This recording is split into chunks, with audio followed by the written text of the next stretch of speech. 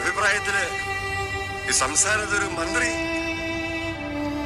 ഈ ലോകത്തോട് യാത്ര പറഞ്ഞാൽ ലഭിക്കുന്ന രീതിയിലുള്ള അതേ ബഹുമതികള്, എല്ലാ ബഹുമതികളും ഈ സ്കൂളില് ബഹുമാനപ്പെട്ട ചോയ്സ് സാറിന്റെ നേതൃത്വത്തില് അതെല്ലാം ക്രമീകരിച്ചു.